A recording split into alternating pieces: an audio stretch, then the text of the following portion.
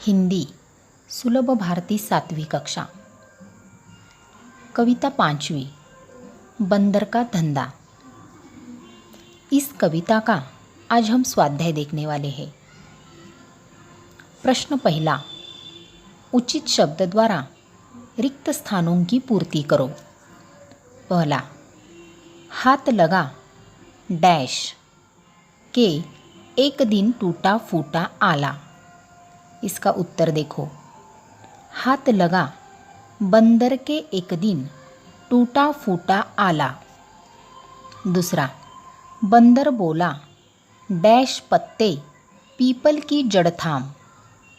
उत्तर, बंदर बोला तुलसी पत्ते पीपल की जड़ थाम। तीसरा, मैं डैश पर कैसे जाऊं, जल्दी इसे उतार। उत्तर, मैं शिकार पर कैसे जाऊं, जल्दी इसे उतार।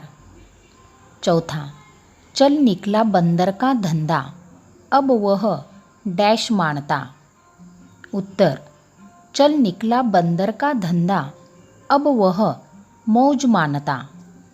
पांचवा, चमकेगा कुंदन सा डैश, फीस मुझे दे जाओ। उत्तर, चमकेगा कुंदन सा चेहरा, फीस मुझे दे जाओ। प्रश्न दूसरा, निम्नलिखित कथन के सामने सही और गलत का चिन्ह लगाओ। पहला, बंदर के हाथ टूटा फूटा शीशा लगा, तो ये कथन गलत है। दूसरा, भालू को खांसी और जुकाम था, यह कथन सही है। तीसरा, बंदर जंगल से अच्छी अच्छी जड़ी बूटियां लाता था, यह कथन भी सही है। चौथा, लोमड़ी डांस करना चाहती थी, यह कथन गलत है। अगला प्रश्न तीसरा देखो। निम्नलिखित प्रश्नों के उत्तर एक एक वाक्य में लिखो। पहला, बंदर के हाथ क्या लगा। उत्तर, बंदर के हाथ टूटा फूटा आला लगा। दूसरा, भालू को बंदर ने क्या दवा दी। उत्तर, भालू को बंदर ने तुलसी के पत्ते और पीपल की जड़ पानी में उबालकर सुबह शाम पीने के लिए दी। तीसरा, लोमड़ी ने बंदर से कौन सी बूटी मांगी। उत्तर, लोमड़ी ने कहा मुझे ऐसी बूटी दो जिससे मैं सबसे सुंदर दिखूं। चौथा, बंदर ने बिल्ली को बुखार उतारने के लिए क्या दवा दी। उत्तर, बंदर ने बिल्ली को बुखार उतारने के लिए गिलोय का रस 3 बार पीने के लिए कहा। व्याकरण और भाषा ज्ञान में पहला प्रश्न देखो।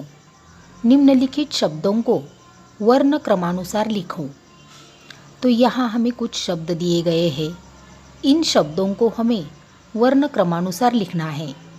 शब्द देखो, बंदर, शिकार, तुलसी, गिलोय, बूटियाँ, मौज, कुंदन, जड़, कुंवार, आला, भालू, खांसी। इसका उत्तर देखो। पहला शब्द आएगा आला, इसके बाद कुंदन, कुंवार, खांसी, गिलोय, जड़, तुलसी, बंदर, बूटियाँ, भालू, मौज और शिकार। इसके आगे हमें शब्द युग्म के बारे में जानकारी दी गई है। शब्द युग्म किसे कहते हैं देखो। जब 2 शब्दों को एक जोड़े के रूप में प्रयोग किया जाता है तो उन्हें शब्द युग्म कहते हैं। हिंदी भाषा में कुछ शब्दों का प्रयोग जोड़े के रूप में किया जाता है। ऐसा करते समय उनके बीच में योजक चिह्न का प्रयोग किया जाता है, जैसे खाना पीना, लेना देना आदि। तो बच्चों, यहाँ शब्द युग्म किसे कहते हैं देखो। जेव्हा 2 शब्द एकमेकांना जोडून येतात आणि त्यांच्यामध्ये संयोग चिन्हाचा वापर केला जातो, म्हणजेच छोटंसं डॅश असतं पहा. तर या ठिकाणी 2 शब्द दिलेले आहेत, खाना पिना, तर त्यांच्यामध्ये छोटीशी रेष मारलेली आहे, म्हणजेच ते संयोग चिन्ह आहे. त्यानंतर लेना देना, या 2 शब्दामध्ये सुद्धा लहानसं डॅश केलेलं आहे. म्हणजेच जेव्हा 2 शब्द या संयोग चिन्हांनी एकमेकांना जोडले जातात तेव्हा या शब्दांना शब्दयुग्म असे म्हणतात.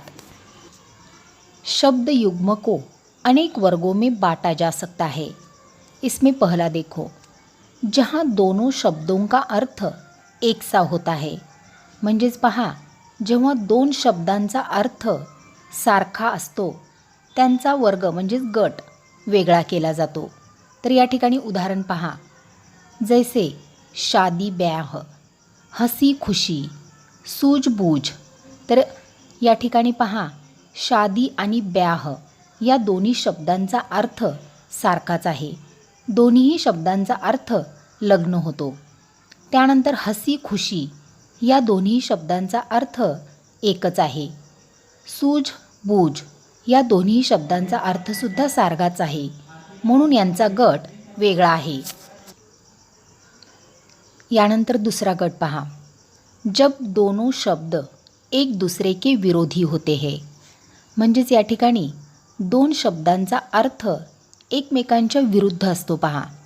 उदाहरण पहा, आना जाना, अच्छा बुरा, हार जीत.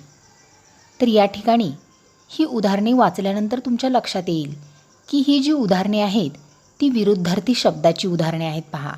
आना जाना, अच्छा बुरा, हार जीत या सर्व शब्दांचे अर्थ हे एकमेकांच्या विरुद्ध आहेत.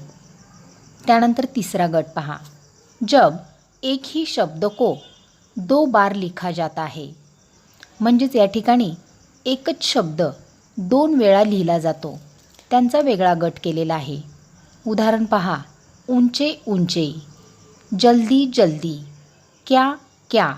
तर ही जी उदाहरणं आहेत ती तिसऱ्या गटात येतात.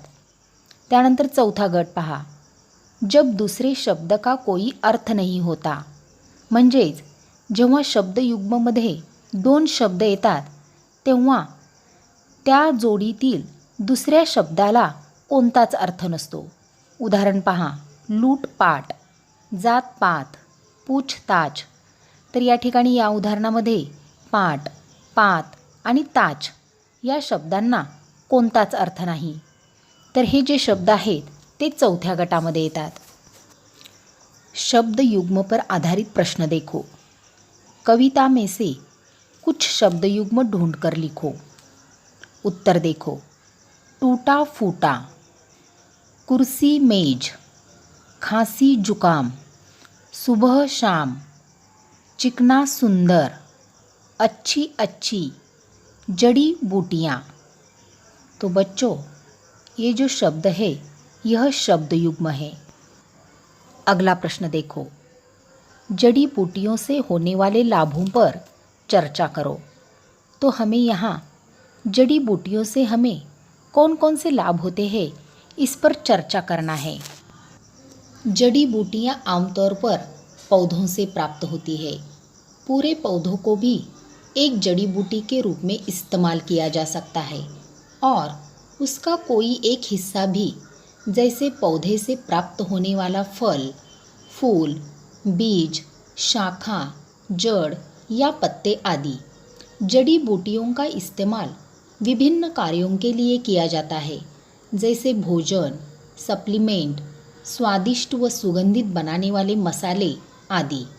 इतना ही नहीं, जड़ी बूटियों का इस्तेमाल दवाइयाँ बनाने में भी किया जाता है.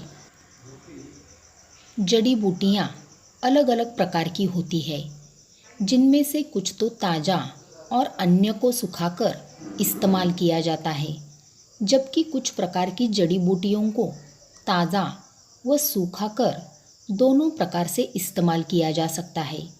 इसी कारण से इन जड़ी बूटियों से बनी दवाएं टी बैग, टेबलेट, कैप्सूल और सिरप के रूप में मिलती है. भोजन में इस्तेमाल की जाने वाली जड़ी बूटियों को पाक जड़ी बूटियाँ कहा जाता है.